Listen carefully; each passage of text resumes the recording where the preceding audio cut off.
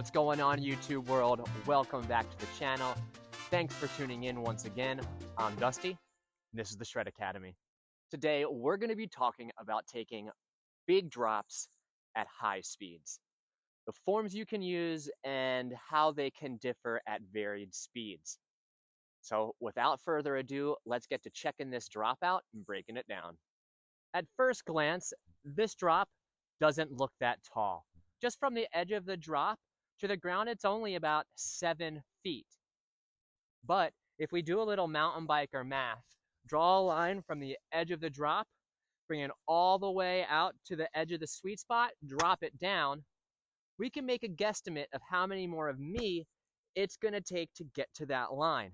Now, I'm guessing before I actually see it on the screens, probably between 12 and 13 feet or somewhere in there, with a gap that you have to clear of 14 feet. So it is the biggest drop we've had on the channel to date. Now, to decide how we're going to get across this, we should probably take a look from up top and get a vibe of what it looks like, and then we'll go from there. Just the side profile, it kind of almost looks like it's going to send you up in the air a little bit by itself. So that's also going to help determine what form I go with. As I walk to the edge and take a look at where I need to land, which is right about there, it's actually a pretty good distance out. And the landing itself is actually pretty steep. Let's go have a look at the landing, and we'll decide what we're going to do as far as speed and form. Taking a look at the angle of the landing can help you decide how you want to take off of drops of this magnitude. Now, a flatter landing, you're not going to want to really create any pop because you're not going to have any transition to help you catch that extra height that you've made, especially at the higher speed that you'll need for drops of this size. With a steeper angle like this, you're going to want to create some form of arc so that you can kind of try to match this and make the impact as soft as possible. Because as you can see from edge of the sweet spot, just down to the bottom of the transition is not a very big distance, maybe 2 bike lengths. So if you come in hot and use just speed, your path is very just landing both tires at the same time.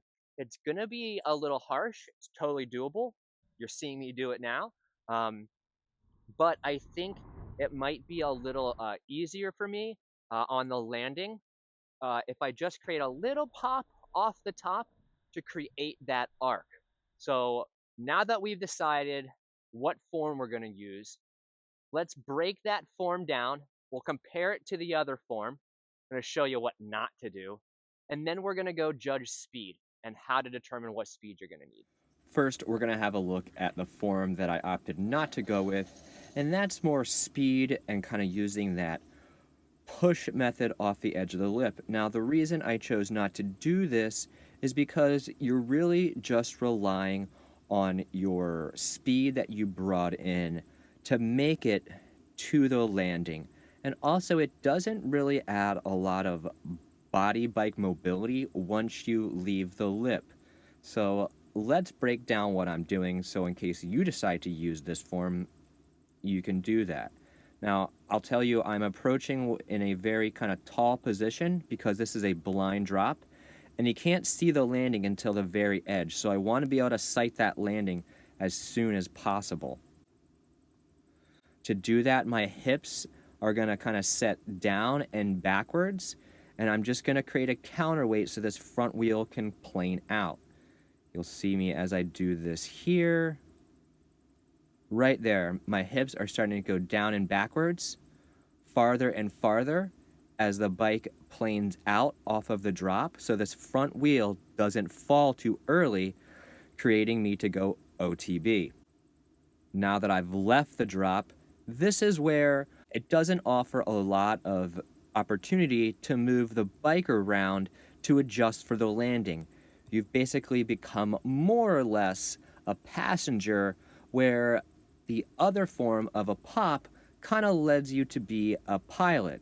Now, if we continue going through this, we'll go into the next clip to give you a full view of the landing. You are able to spread out and kind of create some absorption for the landing, which we absorb and then on to the next one. Now you can tell that this is kind of a head slapper here, right? Boom, my head kind of slaps down. We'll see if the landing of the form I chose was any better. So let's go check that out. Now this is where I adopt a little bit of the J-hop and just create a little arc off the edge of the drop. Now this is going to give me a little more body bike mobility in the air, which I hoped would allow me to kind of soften the impact, but I'm going to be honest, as we'll see here in a minute, it really didn't. But another reason I chose this form is that it gives me a little bit more option to adjust for what speed I came in with, because I can pop a little softer or harder, and I can make that decision in this spatial time here. Because I came in a little tall, I was able to view the knuckle of the drop right about here. And we'll talk about visual markers in the next section when we talk about speed. But here I can make a decision on whether I need to pop a little more or if I want to pop a little less, but still get that arc and have a nice match to the transition upon landing. Now, again, I said we adopt some of that J-hop form here, so we're not going to go down and pop straight up. I'll show you an example of that here in a minute. We're going to go down, we're going to slightly shift backwards, and that's going to initiate this front wheel lift, so we get a little lift on this front wheel. My weight is then going to shift onto this rear tire as it travels towards the edge of the ramp. Now, as we do this here, we'll notice that right there, my hips shifting backwards. Now, because I'm not trying to create a lot of pop, I don't set my hips too far back. My hips are going back to be over this rear balance point. I'm not going down and straight up. Let's back this up just a little bit. Okay, I want you to look at where my body goes. Notice how my hips go back there slightly? All right, now this is where I'm kind of pushing in to the ramp with my feet, and I'm creating arc. Now my body is also kind of leaning slightly back here. I've kind of got a pull, small pull on the handlebars just to get up and over. Now once my bike reaches half the wheelbase off of the drop, right here, you're going to see me start to pull myself up and forward to shift my weight back into that centered position over the bike, and that will enable me to start to plane and angle the bike for the landing. As we do that, now notice the space I have between my bike and myself. This is going to enable me to either push the front end down or set the rear end down, or just have a little more control of the bike in the air, and I just haven't left it to just speed. I was able to use speed and my ability to have different levels of pop off of the edge of this feature. Now as we run forward in this, we're going to see me pop. Now I will be honest, I really don't see a whole difference here between the impact of the pop and the impact of the speed, but again, I like the ability to be able to choose how much pop I have off the lip so I can adjust slightly within this last half of bike length instead of just leaving it to sheer speed. And that's where you've made all this decision for this back here. Now let's have a look at what you shouldn't do with creating pop off of a drop like this. In this clip, I'm going to show you what happens when you go down and up instead of having that good J-hop form for a pop off the lip. Now I did have a video of a random rider using this form off the drop that we're actually at, but I didn't feel it I didn't want to put someone out there who I didn't ask, just putting somebody on blast. Usually, when I show clips of other people, they've already put themselves on the internet. Um, so that's why you're seeing this. And I apologize in advance because it is blurry, but you're going to get the gist here. So, our rider is essentially coming in, he preloads his body weight, and now as he goes in, he goes straight up. He doesn't create any kind of upward arc with his front wheel. He is essentially unweighting all at once off the drop. Now, the reason that you don't want to do this is because it gives you no body bike control in the air. He's basically just a passenger right now, and he's not going to be able to nose in the front wheel for the landing. He's basically going to travel on this path, land on his rear wheel, and then get slapped forward.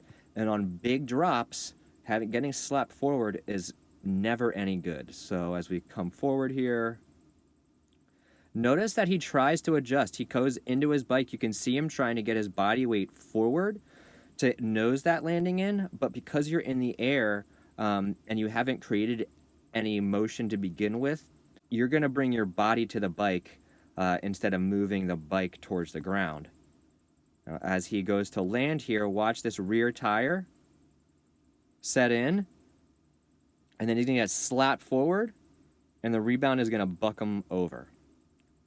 So this form of just going down and up doesn't give you a good flight path, and it's going to set you up to land super harsh and probably crash at least 1 to 2 out of 10 times.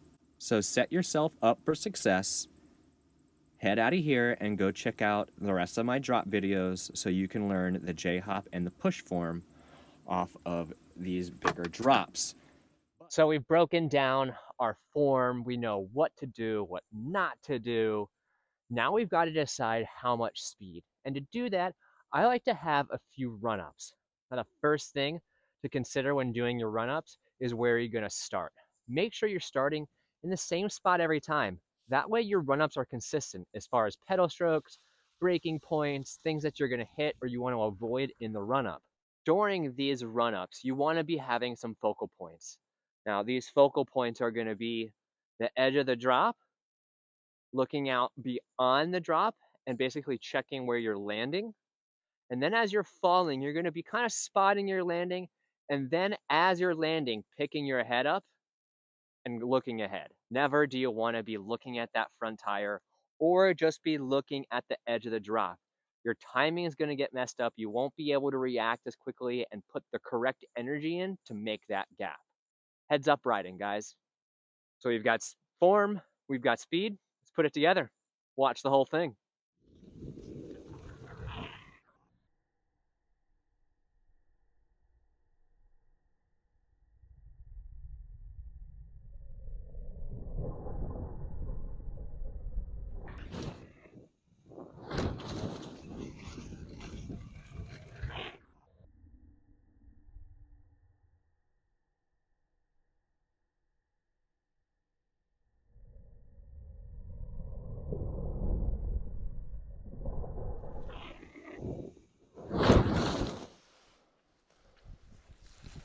All right, just commit. Get in your head. Landing. All right, guys, that's going to do it for our big drops. I hope you enjoyed the content. You got something out of it. If you did, make sure to leave a comment. Uh, Always make sure to like, share with your friends. Make sure you subscribe and your friends subscribe. We're trying to get to 10K by the end of by the end of December. Sorry. As well, we love your support. The ways you can support the channel are become a Patreon. I've got 3 different levels, $5, $10, $15 a month. They all go to help me pay my bills. The $5 is 37 cents a day. Not a whole lot, but it does wonders for me. Another way you can support me is if you really enjoyed this channel, you're going to tell me, hey man, I loved it through a comment. Why don't you check out the description? Send me a little PayPal, buy me a gallon of gas. I'm not doing buy me a beer. I'm doing buy me a gallon of gas. So we'd appreciate that. And then finally, if you love to kind of show off that you support the Shred Academy, we've got some great merch. I've got a couple t-shirts, a couple hats. Click the link in the description. There's a bunch. I'm not going to put them all up here. So if I don't see you until the next video, make sure you ride hard, ride safe. Be kind to everyone, guys. We're all in this together. But if you do see me on the trail, make sure to say hello. I'd love to talk to you for a little bit and find out why mountain biking is so special to you. So until then, guys, take care, rubber side down, take it easy.